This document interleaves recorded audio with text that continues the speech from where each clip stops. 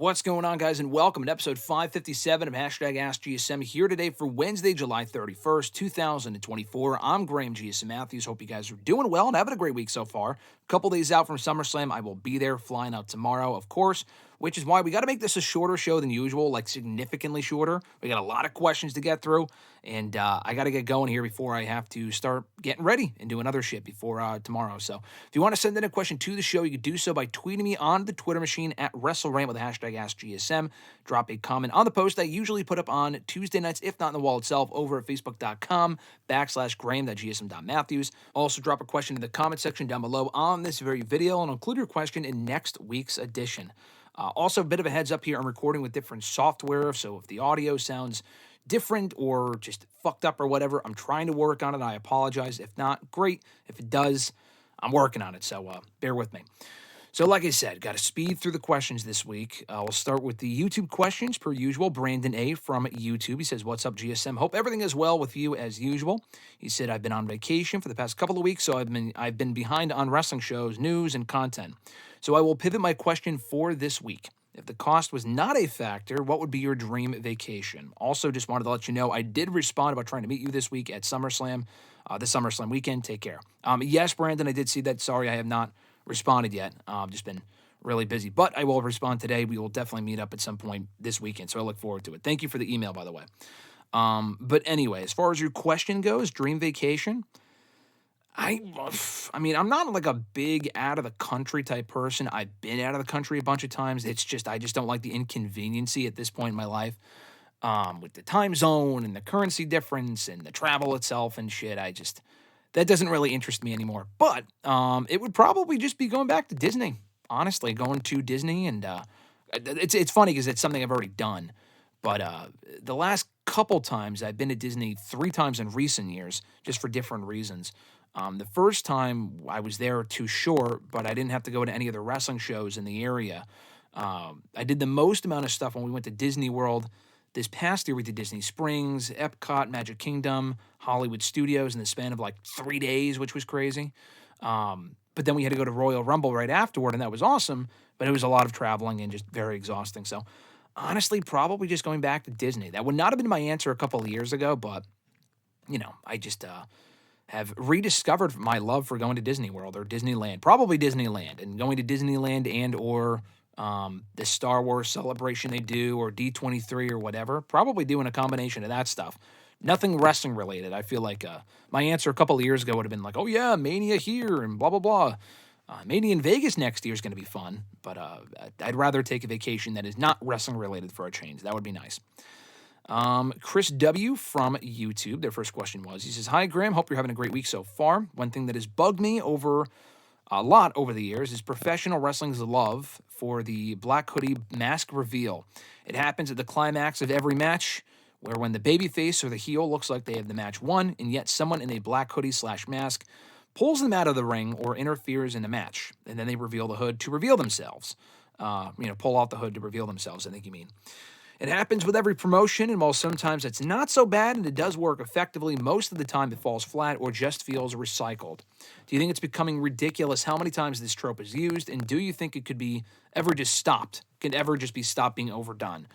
It would be nice. I just feel like it's one of those wrestling things that'll just live on forever, just because it's easy to get a big pop off of a mask reveal. It was at its worst when Solo was doing it recently. Solo Sikoa was doing it in every fucking Bloodline match, and then he would pull off the hood like we didn't know it was him. He was doing it for like a year and a half.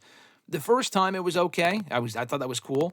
Every other time after that, I'm thinking, we know it's you, dude. Like, this is just stupid. Or when like Jimmy Uso did it at SummerSlam last year. Just dumb.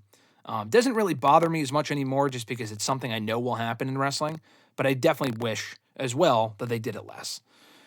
Your second question, what are some petty receipts that you can remember from current wrestling during or outside of matches? I don't know. Receipts, like petty receipts, I don't know. I don't really keep track of that sort of stuff. I don't remember. I don't know if it was really a receipt, but I know from his dark side of the ring that Taker chair shot on Canyon where he just beat the shit out of him and hit him over the head with a steel chair. I think Taker did the same thing with Kennedy, too. He had a tendency to do that. I think that might have been a receipt or an initiation, maybe a receipt for something like a mistake that Kennedy or Canyon had done prior to that point. I don't know. But that was pretty sickening, and that's just like fucking stupid, especially if the mistake was, something small, and then you get a receipt, quote unquote, with a chair shot, like an unprotected chair shot to the head. That's just stupid. Your next question, what do you think is TNA's best year? Looking back on it, I really enjoyed 2007. Lots of great feuds, pay-per-views, the match quality was top shelf.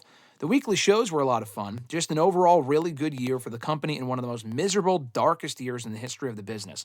What is your choice? I mean, it probably any of those early years, to be perfectly honest with you. I wasn't following TNA around then. I don't really know a whole lot about TNA from 02 to 08 before I started watching. To me, the best year of TNA's existence in the years that I've been watching, probably 2012. Back when they still had a lot of star power, and they've had some great years in recent years, but back then they still had a lot of star power. They were going live every week.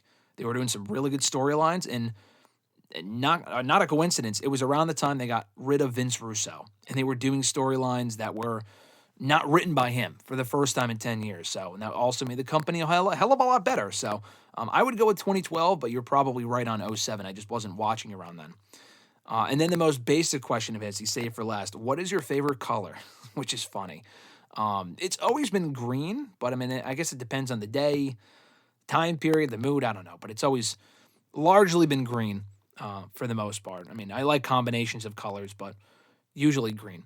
Jordan B. from YouTube, their question was, just wondering if you would consider Brock Lesnar as Mr. SummerSlam. I feel like he has a strong case for this title, especially when you look at his SummerSlam history, becoming the youngest WWE champion by beating The Rock at SummerSlam 2002, having a good match with Kurt Angle at SummerSlam 2003, beating and breaking Triple H's arm at the 2012 edition, an amazing match with CM Punk in 2013, squashing John Cena in 2014, the WrestleMania rematch with The Undertaker in 2015, busting Randy Orton up in 2016, the amazing Fatal 4-Way in 2017, the OK match with Roman Reigns in 2018, very good match with Seth Rollins in 2019, the phenomenal Last Man Standing match with Roman Reigns in 2022, and finally the excellent match with Cody Rhodes last year. I also believe Brock Lesnar has main evented SummerSlam, the SummerSlam PLE, the most.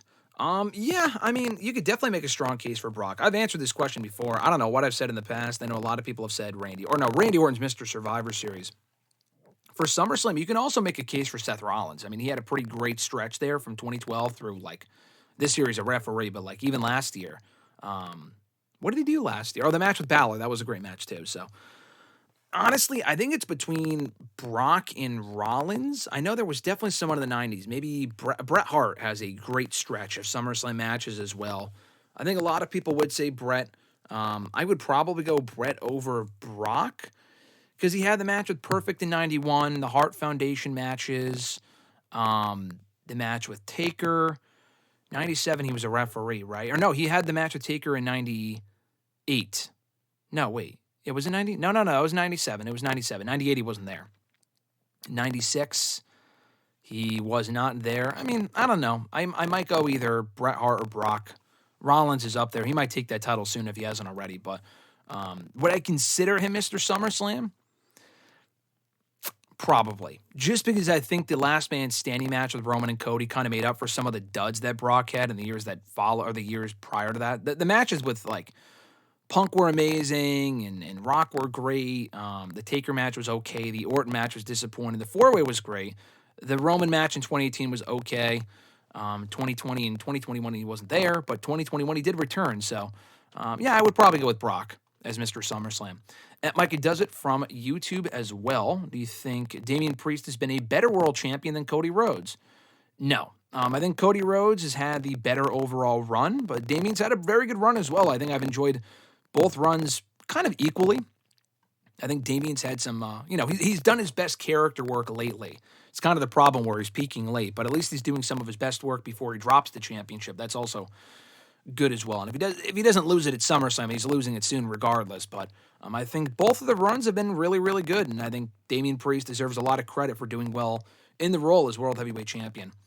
Micah does it. Second question, your top 5 WWE underrated SummerSlam matches. Oh, I have no fucking clue. I'm just reading these questions for the first time. I just didn't have a chance to put the questions together. Underrated, I have just Not the slightest clue, but I will say this. Christian and Del Rio from 2013 World Heavyweight Championship. That show is remembered for Cena and Bryan and Punk and Lesnar, but Christian and Del Rio from 2013 was great. Wade Barrett and Daniel Bryan also had a really, really good match from 2011 as well on the undercard. On that same show that had Punk and Cena and Orton and Christian, the Barrett and Bryan match was also really, really good. Trying to think of other SummerSlam underrated matches. I mean, Kurt and Ray isn't really underrated from '02, but that's a great opener. That's one of the best openers in pay-per-view history. So those are a few. On to the Facebook questions. Noel from Facebook asked, thoughts on Iron Man, a.k.a. RDJ, coming back as Doctor Doom in the MCU? I'll probably do I'll probably do a separate video on this at some point just because I have a lot of thoughts on it. In short, just because we don't really have the time today, not a big fan of it, honestly. I just would rather see a new face in that role or an actor that we have not seen in the MCU before in that role. With Robert Downey Jr., he's amazing. I'm sure he's going to make it work, and it's a great contrast, obviously, with Iron Man. And that's obviously the point of why he's in the role. It's going to be like a Tony Stark variant or something like that, but I would still rather see, someone new in that role as opposed to someone that we've already seen in the MCU for fucking 15 years or whatever. So I'm sure it'll be good. I'm sure they'll make it good. I'm sure the explanation will be fine. I just don't have a lot of hope. It just feels like a desperate attempt to kind of get people talking about the MCU again after a string of not so great movies. And some were great, but there were some other ones that just also were not great either. In the Kang situation, they had to pivot, and that was their way of pivoting. It was quite the pivot, but we'll see how they make it make sense. I am curious about that. I just don't think it's going to work out long term, because also if you recast Doctor Doom after that, who's going to compare to RDJ in that role? You know what I mean? So I don't know. I'm skeptical personally. What would be your top 5 SummerSlam matches of all time? I know Mike had just asked about my underrated SummerSlam matches, but top 5, like best and favorite, are two different things. I'll just give you a favorite. It would be Styles and Cena from 2016. My list has been pretty consistent over the years, but this is what it would be. Styles and Cena from 2016, 2011. Orton and Christian for the World Heavyweight Championship. 2013, Punk and Lesnar. 08, Edge and Taker. And then 02, Triple H and Shawn Michaels. I think the top 5, Punk and Lesnar would be up there. Bulldog and Bret Hart from 92. I would keep, maybe even, I don't know if Roman and Brock would be top 5, but it would, be closer to the top 10, top 15. But if you were to make like a best list, it would probably be Triple H and Shawn. It would be 92 Bulldog and Hart. It would be Punk and Lesnar 2013. I don't know about the rest. I'd have to think about it. Probably Bret and Taker, or Taker and Bret, or Taker and Stone Cold from 98 would also be up there. Any one of those, but those are some of the best ones / some of my favorite ones. Christopher L. from Facebook, his first question was, Bayley and Nia Jax will be fighting for the WWE Women's Championship this Saturday at SummerSlam. There have been reports that are saying that Nia Jax is being considered for winning the belt off of Bayley, and thus this sets up a feud between her and Tiffany Stratton, with Tiffy time being turned into a babyface. I think this is the wrong direction to go in, as Tiff is a natural bitch heel, and nothing about her gimmick or personality works in the likability department. However, she is super over at the moment, but I just don't think a heel turn would work for her, or rather a baby face turn, I think you mean.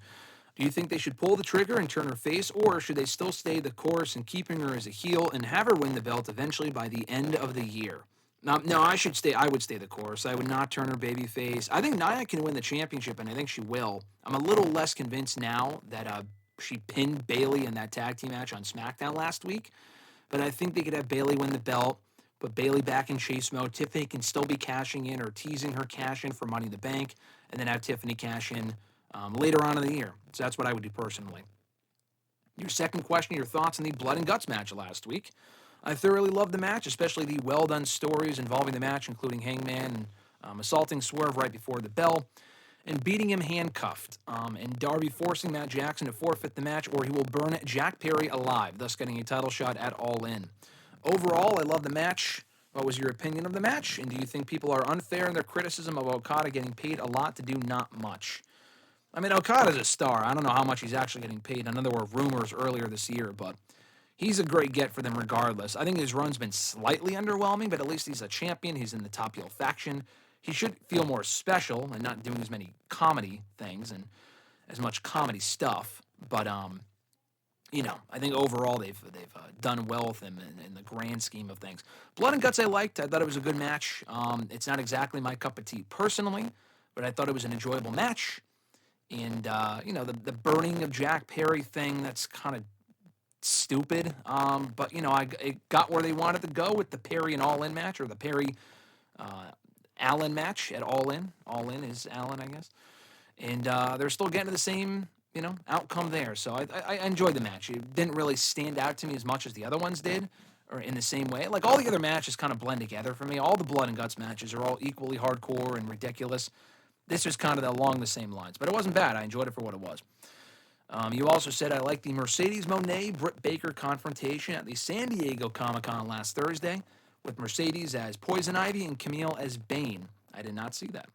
So far, I'm liking this storyline with Camille being the new heavy and Mercedes being a cowardly, cocky heel. Are you enjoying the storyline so far? Or do you think the build for All In has been a much stronger improvement over last year? The feud's been fine. I think it started hot. The last couple of segments have been okay, but I think debuting Camille as the new heavy for Mercedes was a very smart call. I think that's the perfect role for Camille right out of the gate. And has the build for All In been better than last year? By far. I mean, they announced a lot of the card for that year's show, like at the very last fucking minute. And already we know several matches and storylines have been set up well in advance. I like that. I think they're doing a great job of that so far this year, which is encouraging to see. Your last question, you have been to many wrestling shows live. Can you name several of the most awkward moments you've ever seen being in the building? Oh, awkward, again, what does that even mean? I mean, I know what awkward means, but I don't know. I mean, I've been to so many that I couldn't even tell you what the most awkward is. But I think, honestly, like the wrestling fan stuff, I think, honestly, anything with the fans itself, I couldn't even tell you anything about the shows and the shows being awkward and shit, at least off the top of my head. But, like, anything involving wrestling fans, just either fucking smelling or doing something dumb or saying dumb shit is usually pretty awkward just because it's so cringeworthy. But that would probably, anything involving, that category, that department of wrestling shows would probably win the award for me. Twitter questions, at Reborn again. First question was, almost time for SummerSlam. Do you think we're in for any shocking moments? If so, what are a couple you can see happening and why? Not really. I don't know if Roman returning is exactly shocking or any of the title changes. I think it will be a good show, but I see a couple new champions being crowned. I think Roman will return. I just don't know what else that would happen that would be overly shocking. Maybe Brock could come back. I don't know if anyone really wants to see that right now or ever again really at all. Maybe Brock. I think Roman's a lot more likely, though. If not both, but probably just Roman. Your second question. So last week's Blood and Guts match certainly had a lot of weaponry involved, didn't it? Isn't this something both AEW and WWE need to cool off on for the War Games format? Yeah, I mean, that's just what it's become. I wish the War Games matches, Blood and Guts, and you want to live up to the name of Blood and Guts, I get it, but they always have so much fucking weaponry. It should be the cages themselves that sell the stipulation and not just the carnage inside of it, or at least the weapons. They just overuse the weapon shit. It is very annoying. The matches are still enjoyable. The last couple of War Games and Blood and Guts matches have been very good, but I wish they would kind of tone it back a little bit, like you said, just because I feel like they rely too heavily on that stuff, and it's just, it feels like a crutch. When the matches, you can tell good stories without all the weapons and without all the chicanery and stuff like that, by just utilizing and relying on the cages themselves to have a hardcore match or to tell a great story. Your last question, non-wrestling related. Have you seen the trailer for the new M. Night Shyamalan movie, Trap? If so, does it interest you enough to go see it in theaters? Side note, M. Night has not made a good movie in close to 20 years, in my opinion, and I'm at 169 movies for 2024 so far. Man, that's crazy. Keep updating me on that number. I will probably go see it. I don't know if it's going to be any good. I love Split. Was that not an M. Night Shyamalan movie? I know you said a good movie in close to 20 years. That was not 20 years ago, but you probably didn't like it. I love that movie. The other movies, Unbreakable was over 20 years ago. The sequel to those two movies that they did together in 2019 was not that good. Glass or whatever it was, that was kind of forgettable. I'll probably see Trap. It looks mildly interesting, even if it doesn't end up being all that good. I don't have high hopes, but I will probably end up going to see it when I get back from SummerSlam. At Iwagu91, their first question was, do you see Will Ospreay winning back the AEW American Championship, he said, from the malevolent jerkface, MJF, at All In? I do. I think Will Ospreay gets the belt back at All In, and then he faces Pac probably at All Out. But yeah, I mean, MJF could win the belt, could retain the belt on that show, but I think they put the belt on MJF initially so Ospreay could chase it again and get it back at Wembley, because that would just make for a bigger moment. His second question, do you expect Daniel Garcia to stay with AEW? I know there's been a lot of talk about Garcia this week. I do think he stays, though. Could he work in NXT? Yeah, I think Shawn Michaels would push him, honestly. I like Daniel Garcia. I think he might want to rely on what's comfortable and staying in AEW, because that's where he's been for a while now. But I do think he will end up staying. I would like to see him in NXT. It's possible. Very, decent chance he ends up leaving. But I do think he comes back and feuds with MJF, and hopefully they kind of utilize that as an opportunity to start building him up and not just keeping him at the same spot that he's been in for a while now. Your third question, do you see Sami Zayn and Jey Uso pursuing the World Tag Team titles once the former drops the Intercontinental Championship to Braun Breaker? I do. At least they should. I mean, they fucking beat the champs. If they don't get a title shot, that's pretty dumb. I understand not giving them a title shot on Monday because the focus is on SummerSlam, but they should revisit the Zayn and Uso Judgment Day thing, and that could pave the way for them getting involved in the Bloodline stuff. So I do think they will, because I'm not really sure what else you do with Sami and Jey in the meantime, post-SummerSlam. At noob_n_code TV, your thoughts. What are your thoughts on Camille debuting in AEW last week? I pretty much called it that she's going to be a bodyguard for Mercedes Moné. Let's hope that Camille turns on Mercedes. No, I like it. Like I said a moment ago, I like the role for her. I think it's the perfect role for her out of the get-go. Gets her on TV. The eventual turn on Mercedes is going to be great, I think. I think you can make a Wardlow, 2022 Wardlow, babyface out of her when the time comes. Hopefully not anytime soon. But, I like the role that the route that they're going with her. I think that's very smart. At the average grunt, we'll go back to Noob in a second. He asked, have you seen Kerry Silkin's take that the Supercard of Honor 2022 show was the last great Ring of Honor show? If so, what are your thoughts? I think I already talked about what Kerry Silkin said about Ring of Honor last week, or maybe I was talking to someone else about it. I don't remember. But you were asking about how he said that Supercard of Honor 2022 is the last great show they did. That is not true. Literally almost, and I rag on the Ring of Honor brand a lot for basically being AEW Dark in 2024. Ring of Honor TV is just fucking completely inconsequential. But the pay-per-views, the quarterly pay-per-views, are indeed awesome. Literally every single one so far has been great to excellent. Much better than any of the Ring of Honor pay-per-views they were doing during the pre-Tony Khan era. To give complete credit to AEW here on that front. The pay-per-views, I mean, they had more focus as an individual show, but the pay-per-views have been so much better under AEW than they were in the final few years of the Sinclair broadcasting era. So I disagree on that. Supercard of Honor 2022 was great. It made me regret not being there because I was at the Taker Hall of Fame ceremony that night, and I don't regret that because that was great. But I was at Death Before Dishonor even that same summer, and that was an excellent show. So I disagree with that completely. At Noob, back to Noob, _N_code TV, he asked, what are your thoughts on the partnership between TNA and NXT? Do you think that WWE might do a partnership with the NWA somewhere down the road?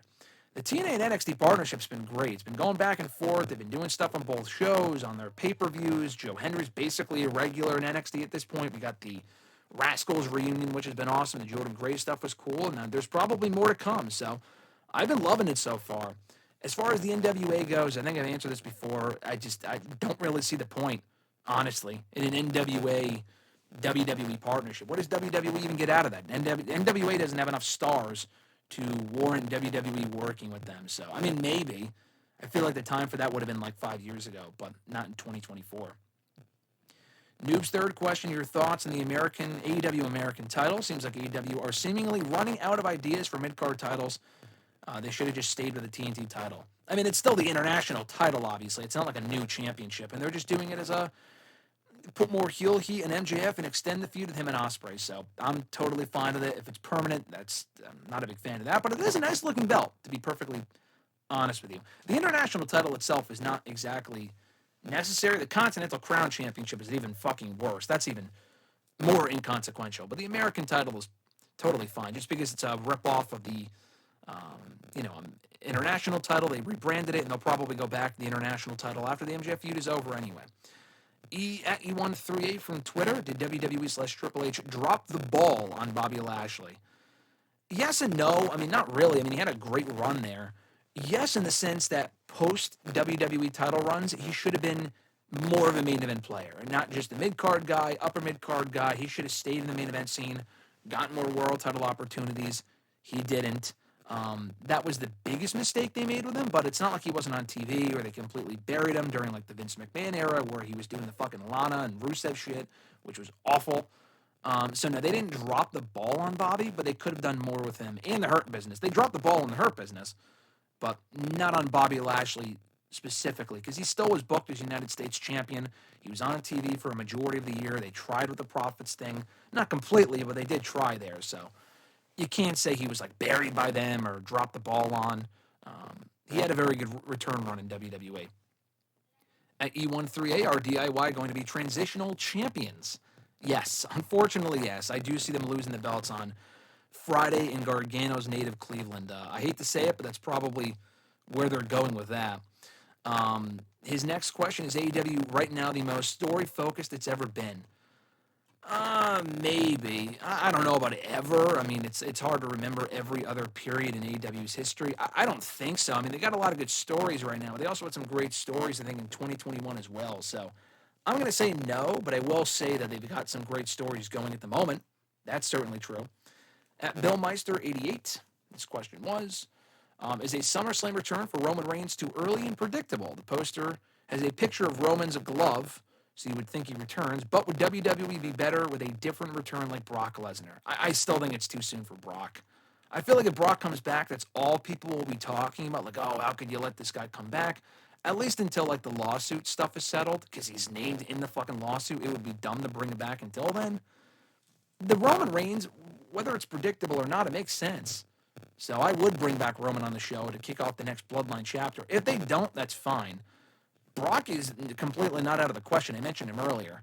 I just don't know if it would be in the company's best interest right now to be bringing him back before the lawsuit is settled. Your next question, what do WWE do with the Final Testament to get them over? I love Karrion Kross. I think he's been massively underutilized, but I don't get the group and what they are meant to be. What would you do to make them relevant?